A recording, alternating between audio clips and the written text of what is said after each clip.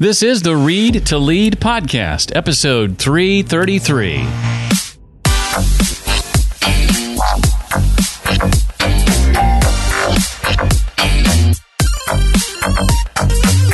Growing up, I was told a great leader was someone who was really strong, never allowed anyone to see their weaknesses or fears or doubts or imperfections. And a drug addict was something to be ashamed of and a horrible person. And so in my life, I have discovered the other side of both of those definitions. Hi there, I'm so glad you're here. My name is Jeff Brown, and you found the Read to Lead podcast, a podcast I created to help with your personal and professional growth, because I believe that if you want to achieve true success in your business and in your life, then intentional and consistent reading is a must.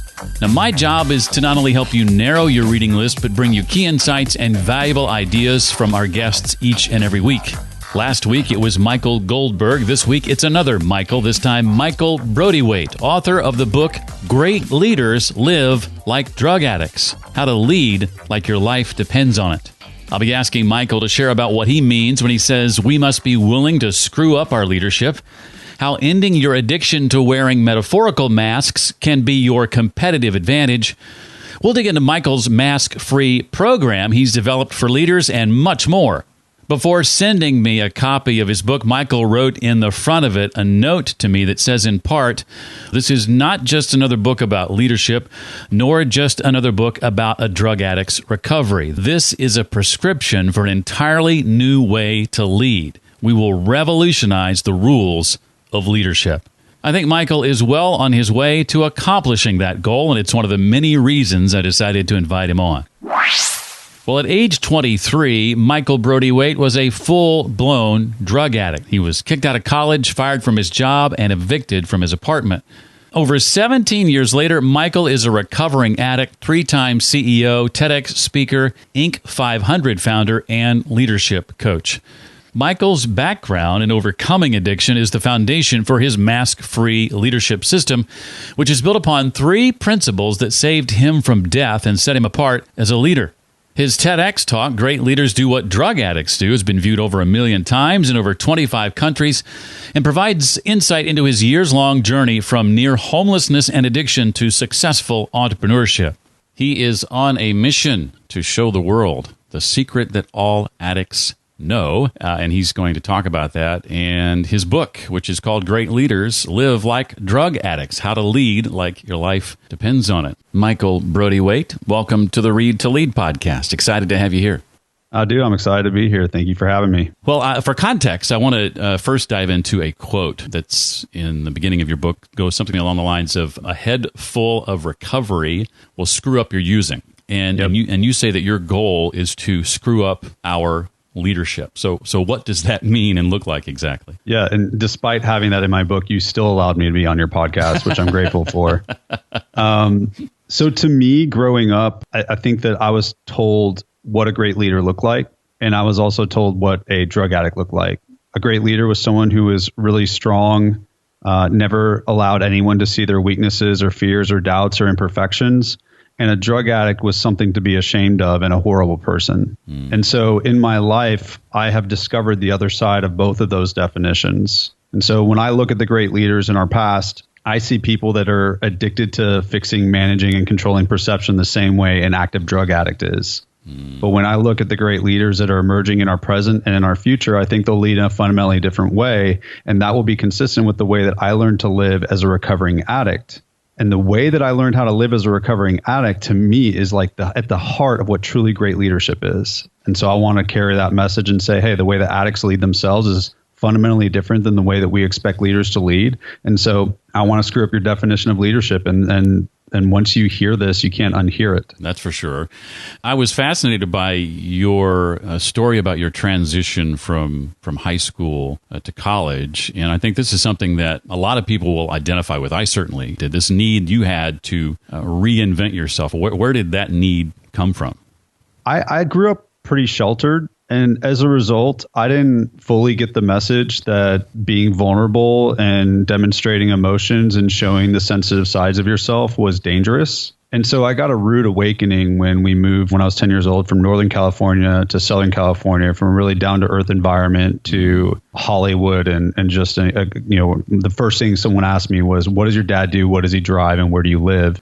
And that's where I got the message that your externals matter far more than your internals, and that it's dangerous to show your true self. So growing up in high school, I got made fun of. All of my friends, my closest friends, were these girls that I had crushes on all of them.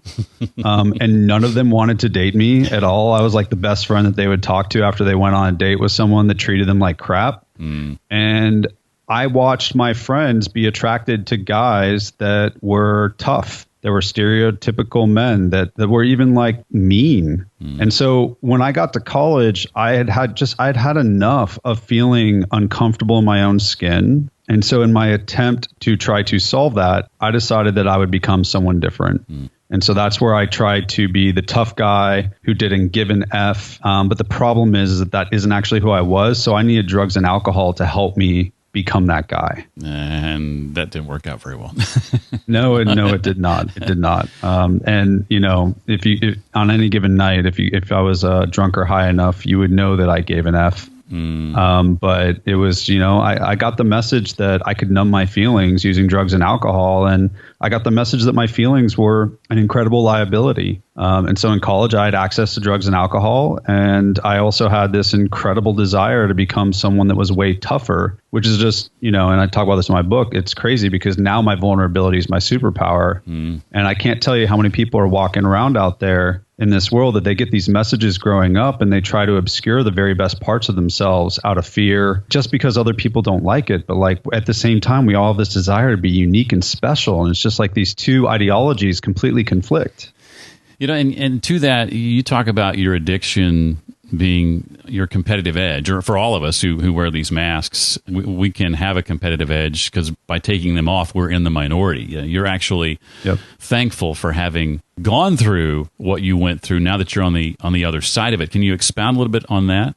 Yeah, so I definitely, I think it's always important to preface this considering our current context. Like I call it living and leading behind a mask. And obviously I don't mean a physical mask. I mean like the masks, the philosophical mask leaders have been wearing for thousands of years, right? And so we all get the messages that we need to hide our true selves behind this mask. And so for me, when I got clean, they told me that I basically had to lose all of the masks or I was going to die.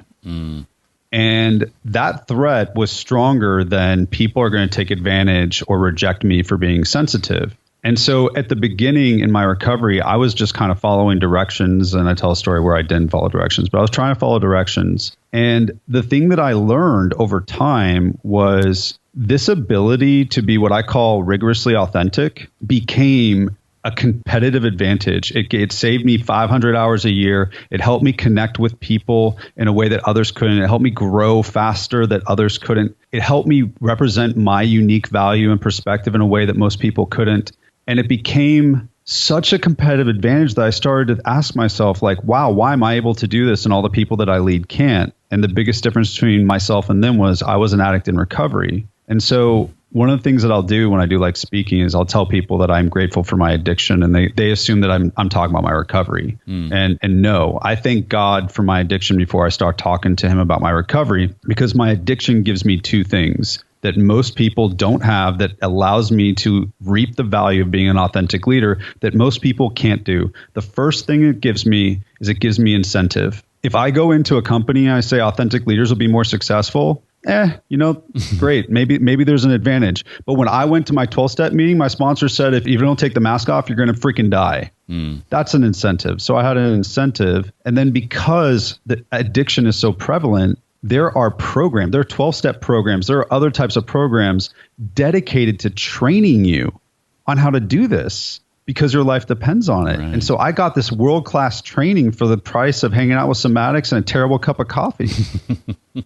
So I'm grateful for my addiction. And I love that how you frame that. Zeroing in more so on the recovery process for just a second, I got a kick out of the story about your initial attitude in recovery, this sort of mindset of, man, I'm killing recovery. Can you share a bit about that? Well, recovery is a process. You don't learn all the things. It's been 17 and a half years. So at the beginning, there were a lot of things I still had to learn. And so even though I understood that I had to be authentic, I still was trying to manipulate the perception of everybody around me. And so I would go into my 12-step meetings and I would see the way, what we do in there is we share. And I would see the way that the people would share where other people were affected, where they would like, oh, wow, that was a great share.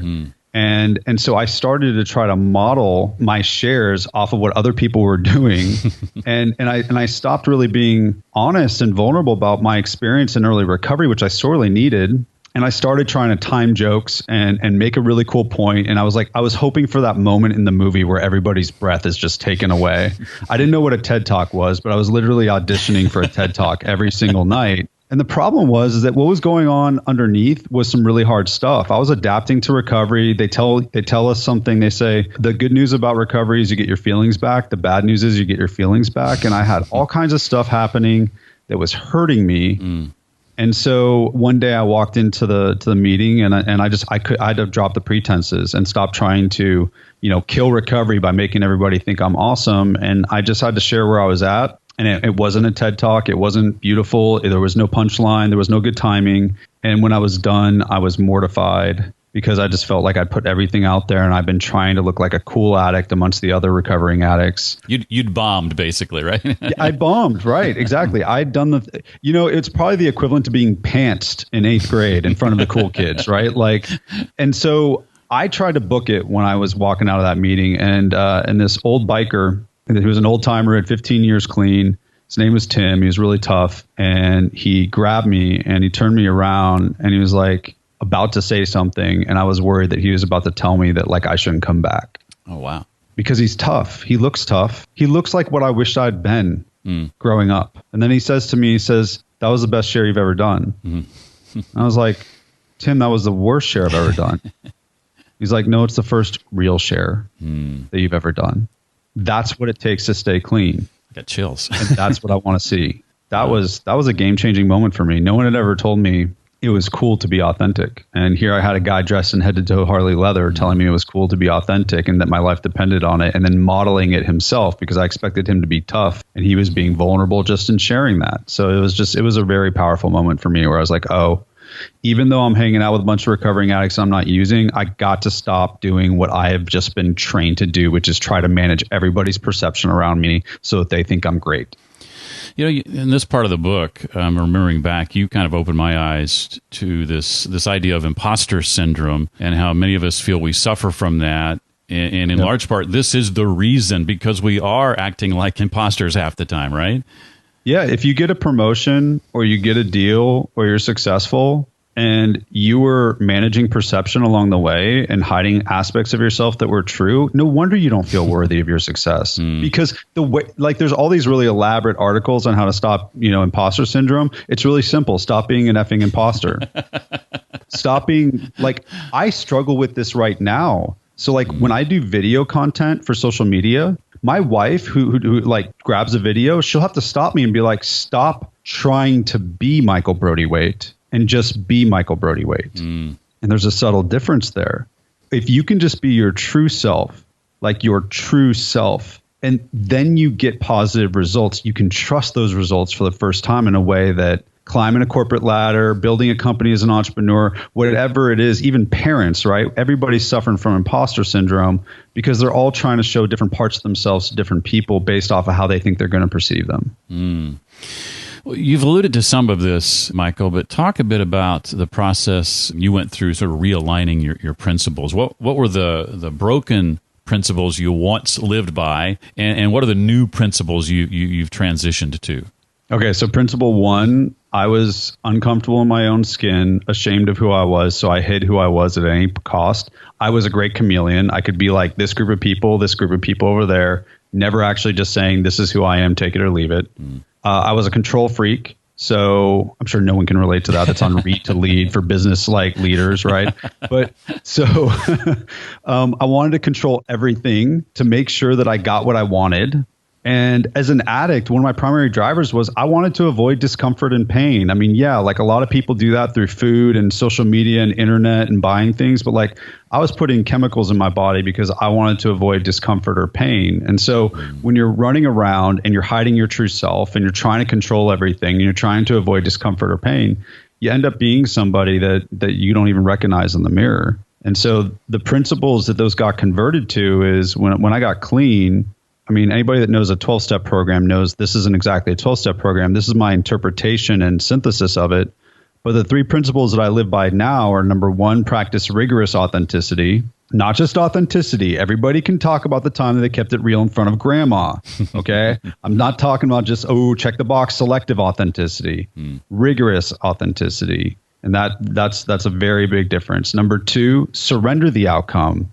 Actually, so many of us are so obsessed focusing on things that we can't control that we lose so much time and energy that we can't actually allocate to the things that we can. I mean, a salesperson that's focused on their quota and territory versus a one making calls, like we see this everywhere. And so learning how to do something that's very counterintuitive as a human and as a leader, surrendering the outcome is an incredibly freeing experience that takes away stress, anxiety, lost time, and allows us to optimize who we are. And then the third principle is doing uncomfortable work. And when I talk to people and in groups, they'll say, Mike, wait a second. Okay, those first 2, you're right. We don't do those. But we do uncomfortable work, man. I'm like, no, you don't. You were trained how to do hard work, and you were trained how to do smart work. Those are physical and intellectual. Uncomfortable work is emotional. It's literally a sensation in our body that deters us from taking action that is good for us. Everybody has seen someone doing 8 hours of hard work, avoiding 10 minutes of uncomfortable work. Since we're on a leadership podcast, performance management, anyone?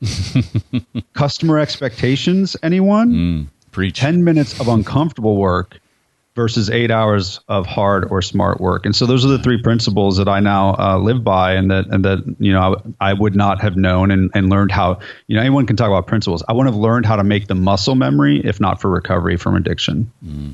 You've mentioned some of the masks that you've worn over the years. What are some of the more common masks that we tend to wear as a society? I think you said there are 4 of them that are really common, right?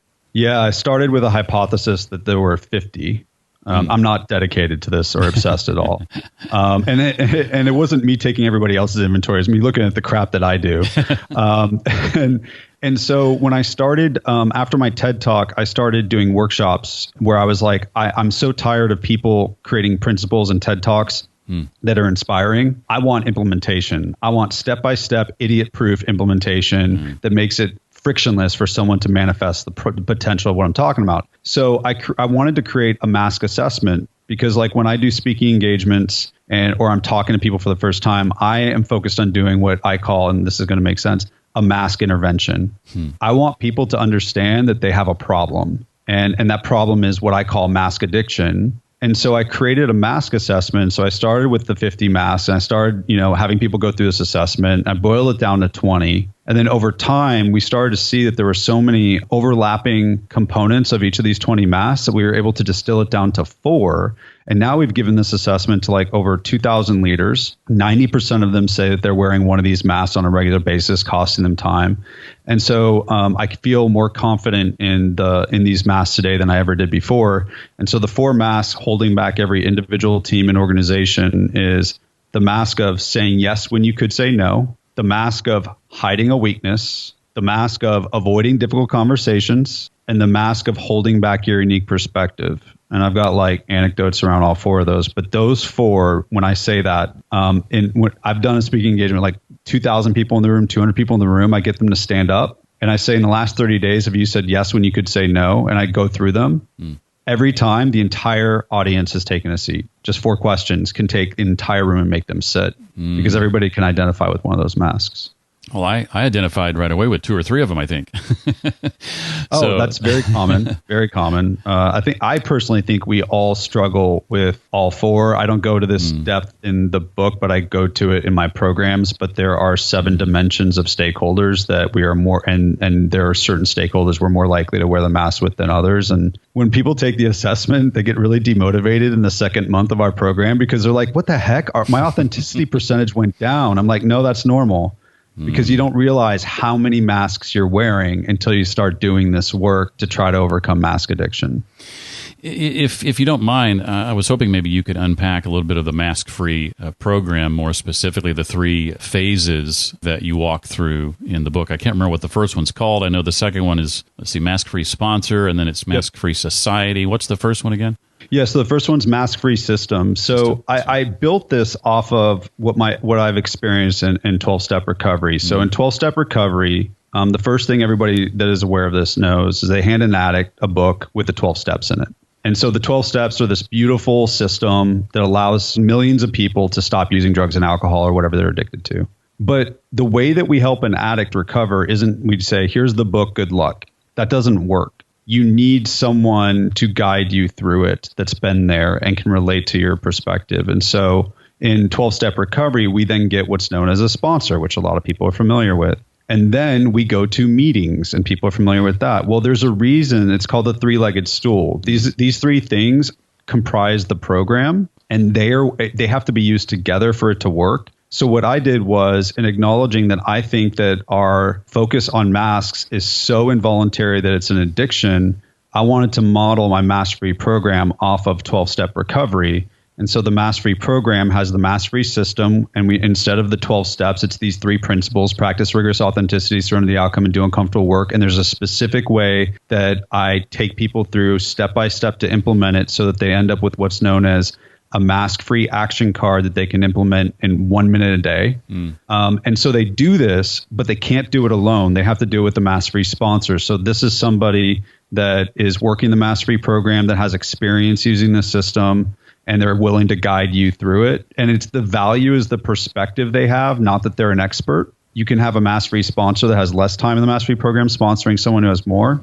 And then the third one is mask-free society. And that's really about, we end up living by the values of the society that we choose to be a part of. And if you choose to be a part of drug culture, you're going to choose to do drugs. If you choose to be part of a work culture that believes in masks, you're going to wear masks. So you have to hang out, and it's really changing your way of life with other people that believe what you believe. And so for those of us in the mask-free program, we are all working the mask-free system with a mask-free sponsor and convening as a mask-free society.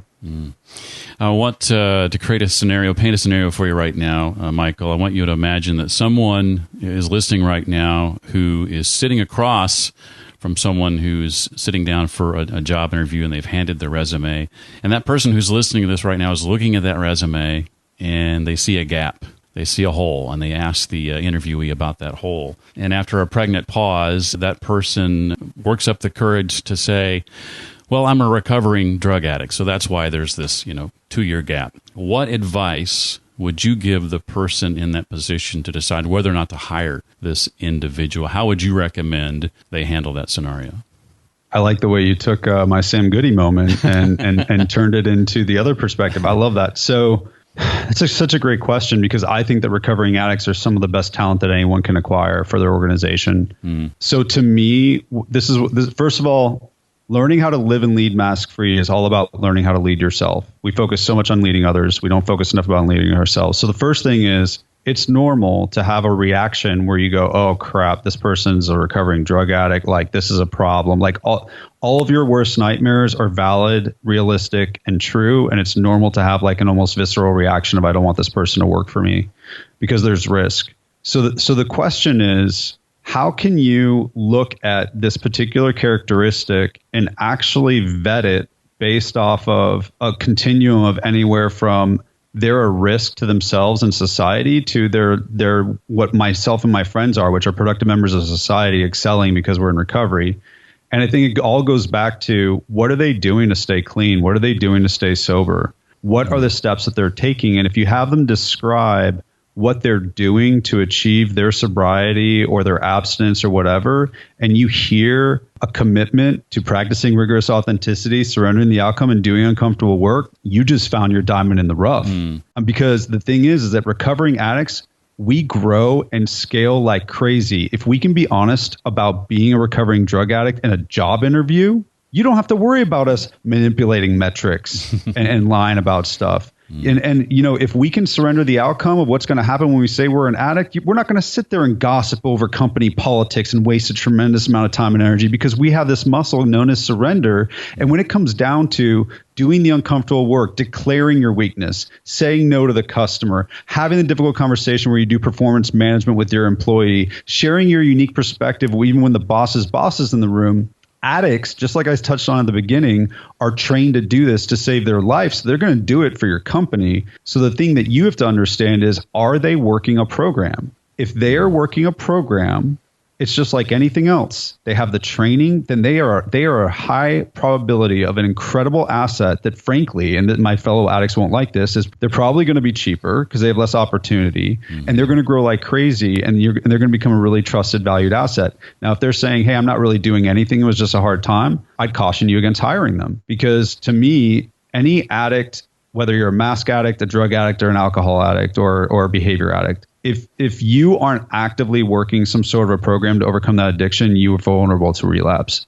But if you are working a program, there's a saying that never have we seen someone fail that has thoroughly followed this path. People see addicts relapse all the time. It's not because addicts relapse, it's because they stop doing what they're told. They stop working their program. And for you, being in that interviewee chair and hearing the words, when can you start? I mean, that was the start of all of this, right? I mean, that was responsible, arguably, for everything that's then followed. Yeah, it all stems from that moment, because that's when I learned, I wanted to lie. I actually asked my sponsor what my lies should be, and then I was flabbergasted when he told me that I should actually tell the guy the truth. And so for me, that was where I learned that whatever my decisions are professionally, they have to be informed by my decisions in terms of recovery. And so I didn't do it expecting to get the job. I did it just to follow my sponsor's suggestions. So I was so surprised. I look at my career in these stages. That was a stage where I realized, and there's actually a stat that we found, that like 85% of the things that we worry about never come true. And so that was the moment where I realized, like, not everybody's an addict, but everybody can relate to not wanting to share the worst thing about them in a job interview. And that's where I learned that it's how you lead yourself through your worst thing that matters. It's not whether you have a worst thing, because everybody has a worst thing. Right. So I survived that, and that gave me the courage to then look at, okay, how do I apply my recovery to my career? And then as I went through my career, I started to realize, wow, this process, this skill set doesn't just help me survive, it helps me thrive, and actually became my competitive advantage. Oh, well said. Well, before I ask a couple of questions in the time we have remaining that aren't directly related to the book, I wanted to ask if there's anything else, Michael, from the book that you want to make sure we know. I want to share something that maybe you would think is funny, just since you talk to so many authors. So I'm not recovered from mask addiction. I'm in recovery for mask addiction. And so I will never get there. So like, Tony Robbins is great. He'll get on stage and tell you how to fix yourself. He doesn't talk about what he's, where he's struggling as much. Not to take Tony Robbins' inventory. So one interesting thing that I just want to share, in my book, when I was writing it, I got halfway through and I hated it. Like, it was horrible, and I wanted to give up. And my wife asked me why, and I said, dude, I'm not being myself. You call your wife dude? Yes, I do. I'm from California, so I say dude, and I've lived in Nashville for 17 years, so I say y'all. I can fit in anywhere. Yes, I do call her dude. And so I was like, I hate my book because there were so many stats. It was covered up with my insecurity that people wouldn't think that what I had to say was important. And so somewhere along the line, I'd started writing the book that I thought other people would respect instead of the one that I would. And so I had to scrap the whole project and start over. And as a result, I did something that I was warned I should not do. And that was, I put a chapter at the very end that, for me, most of the self-help books that I read or inspirational books are like, they end with, I did all of this, I got a Ferrari and you can too. Like that inspirational hope shot. And so what I wanted to do is I wanted to end the book with the year of my life, 6 years ago, when I stopped practicing everything that I was preaching. And I went into full mask relapse. I didn't relapse in terms of addiction to alcohol and drugs, but I went into full mask relapse mode. And as a result, I divorced my wife, divorced my business partner, and I had to sell the business that I'd always wanted to keep the rest of my life. And so it's called A Tale of Two Divorces. And I leave it for the reader because I want to challenge the reader. This isn't just a book where you go, oh, these are some cool tactics that I can implement. A lot of people are going to read my book and go, man, that's not for me. But I have people all over the world that are reading it and going, this is a way of life. And I wanted to show people where I had failed to live that way as a way to inspire everybody to be able to share what their vulnerabilities are. And also to say this requires vigor to be able for you to be successful at it. And I would imagine now that that's probably the chapter you get the most comments on, right? It's so stupid. It's like I'm writing a book about authenticity where like all these like horrible things I think are going to happen. It works out great. And then I don't want to include this chapter. And then, yes, of course, it's the one that people love. It's the one that I love. Yes, of course. But like, it's just crazy how our fear just tells us things that aren't true. Well, as a successful TEDx speaker, I think your Nashville TEDx talk is the most viewed Nashville TEDx talk ever. Yep. What might be some of your tips, and I imagine authenticity is going to come in here, for delivering an impactful and memorable public talk? There are two conflicting tips that I lived. So on the one hand, when I got selected to do it, they gave me a coach. And now I'm all about sponsorship. So I was like, okay, cool. I'll work with a coach. This is great. But they also told me to get this book, a book called Talk Like TED. And it's about like why some of the best TED Talks are some of the best TED Talks. So on the one hand, I would say access experience, strength, and hope from those that have been through it before so that you're able to learn from them. My sponsor in 12-Step Recovery said, I want you to stand on my shoulders and see further than I can. Same thing if you're doing a TED Talk, you're not alone. There are people that have done it that are willing to share their experience, both in a book and as a coach. At the same time, there was this moment where I was reading this book and I had like tried, there's like 11 best practices in the book. And I tried to like turn my TED Talk into all 11 best practices. And I go to one of my 12-step meetings. That's my home group on Wednesday and Friday nights. And someone's talking about something that's relevant to my TED Talk. And so I get inspired to share. And I've shared in this meeting thousands of times probably.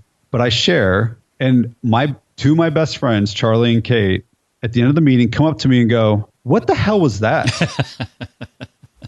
It was like the opposite of the Tim experience. Yeah. So what was that? I was like, what do you want? And Kate goes, it sounded like you were freaking practicing your TED Talk. And I was like, I was. She's like, dude, do you not learn what you're freaking teaching people? Like, what? She's like, you're just an addict in recovery. Go up there and share. Stop trying to not be who you are. And so the unfortunate truth is I had to synthesize these two realities, that there are best practices that just make it more helpful. Like, for example, I had 4 principles that I walked in that TED Talk with, and my coach helped me understand that for a really good TED Talk to be successful, you got to pick one point and make that one point. And that 4th principle was a whole other like section of points. And at the same time, authenticity is what allows people to connect. And if you're sharing your story, for the love of God, share your story, not someone else's. And so I had to practice. I practiced. And I know, like, you think an authenticity guy, like, I just went up there and winged it. I wrote my words over and over. I was up till 2 a.m. I did over 100 hours of prep where I would go deliver it to an empty room, record it, listen to it, and revise what I was saying, because I wanted to make sure that in those 18 minutes I delivered the most powerful message. And the entire time I had to synthesize these two realities of what my coach was saying, what the book was saying, and then what was true to me. And I ended up with a really great blend. So I would just encourage anyone that wants to do a talk to really seek both of those, but it's up to you to synthesize how that integrates for you in your talk. It obviously worked. It did. I totally didn't think it would. Imposter syndrome, maybe. But well, I love to ask guests some of their favorite book recommendations. What are a couple of books maybe that you love to go back to occasionally because they had such an impact on you? Well, so I'm an avid reader. I totally was not, but then I became one. Not doing drugs helps you read. So the first one is, in case anybody is listening right now and they haven't put it together, I am a total groupie for Brene Brown. So I've never met her, but she inspired my work. And so The Gifts of Imperfection by Brené Brown really was the beginning of me understanding that it came at a time when people were telling me how to be a CEO and that a CEO does not share vulnerably with his team. And then I read this book from Brené Brown that says that vulnerability is like a real superpower and shows me how to do it. And she's the person that gave me permission through her book to use my 12-step recovery as my leadership skill set instead of trying to be like every other CEO. And then the book that came right after that, Daring Greatly, was even more specifically targeted towards leading yourself. And that book just like absolutely floored me. So those two books were the basis. Like when everybody asks me this question, that's what I talk about. But there's another book called The Present by Spencer Johnson. And he's a guy who wrote Who Moved My Cheese. Oh, yeah. He's like Patrick Lencioni light. It's a story, but it's like even shorter. And it's a story about this boy and he's looking for the present. And it's this whole play on words. And he thinks it's a physical gift, and it's actually the gift of the moment. And building my company, I can't tell you how much fear I lived in. So much fear. And in recovery, they tell us to be present. In mindfulness practice, they tell us to be present. But something about reading that book really helped me to be present. And I remember specifically having a moment where our biggest customer was 70% of our revenue, and they called me and said they were talking to one of our competitors. And I remember I was reading the book at that time. The level of fear, obsession, and stress that I felt was like a tenth of what I normally would have felt, because I just kept coming back to the present. And so whenever anybody in my life is struggling through something, I send them this book and I give them a prescription. I tell them to read 5 pages, no less, no more, 20 days straight, because I don't like to read books to consume the information. I like to read books to live the information. I think integration is longer than it takes to actually read it. And if you can do that for 20 days, you will notice that you'll catch yourself living in the moment and letting go of the stress of the past and the future. Well, that's great advice. That lends itself to my next question, which was going to be, are there integration techniques you use to make sure that you put into practice the books that you're reading? That's a great one, reading 5 pages a day for 20 days. And it sounds like it just begins for you to just happen almost automatically. Any other integration tips you can share besides that one? Yeah. So in the Mastery the Mastery program was inspired by How Do You Integrate The Gifts of Imperfection by Brené Brown, because everybody in my company I gave this book to, and none of them could implement it the way that I did. And someone said, well, I don't have what you have. I was like, well, what do I have that you don't have? They're like, you have this 12-step recovery thing. All right. And so the mask-free action card that we create in 1 minute a day is really built off of, in 12-step recovery, what's known as the 10th step. And that's where we take a daily inventory.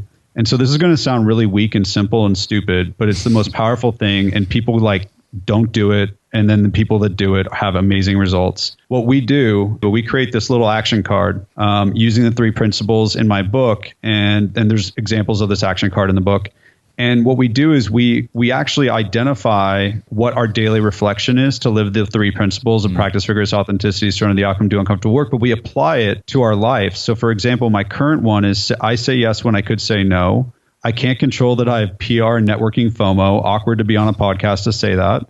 I can't control if I lead myself and say no to requests so that I can help the people in the Mastery program. And then the question I have to ask myself every day is, did I say no to corporate PR and networking FOMO? And then I've got 3 specific actions that are my uncomfortable work for this month. One like really big one where I have to cancel a contract with a partner. And then small ones where I have to change the way that I allocate my time. And so in order to use this card, all we do is we have you put it somewhere where you can read it every day, and you literally just read it for 1 minute. You don't have to do anything, write anything, nothing, no magical online course, no conference, no weekend workshop. You read this for 1 minute every day, and it creates automatic awareness, which creates automatic growth, which creates automatic leadership. Wow. And I've had so many people go through the program, and the difference is astounding. And so this is how I integrate all of the things that I learn, because they end up showing up in my reflections and they end up showing up in my uncomfortable work. So I can take something that I read tomorrow that's a really helpful best practice, like, for example, Greg McKeown's Essentialism. And I can say, okay, what's my reflection? Did I grab anything that wasn't essential today? Right. And I can just integrate the principles, and just 1 minute a day can change your life. And that's how we do it in the Mastery program. That was one of my favorite answers to that question I've ever had. And I've asked that question a lot. Oh, that's awesome. I'm honored by that. I'm writing a book called Read to Lead, and I have a feeling I'm going to be coming back to you at some point to ask permission to quote you on some of that. Oh, God, I would be honored, dude. I would be honored.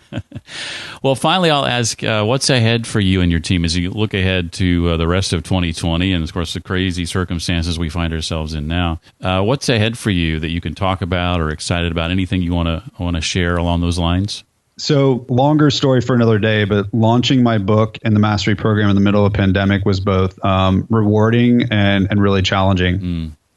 Challenging in that I had to figure out how to do speaking engagements differently and all that kind of stuff, but really rewarding because in a pandemic, everybody can relate to a drug addict because they're isolated by a disease. And so for us, we have 3 stages to the mastery program that I'm really excited about that we deliver both to individuals and we deliver to companies. We have the mask-free intervention. So that's like speaking or reading my book. We have the mask-free rehab, which is like the first 30 days of learning how to learn this system and apply it to take off your mask. And then we have the mastery program to help you make this a way of life. And what I'm really excited about right now is when I started this thing, the mastery program, everybody's like, oh, there's a personal brand built around you. And I'm like, oh my God, I don't want that.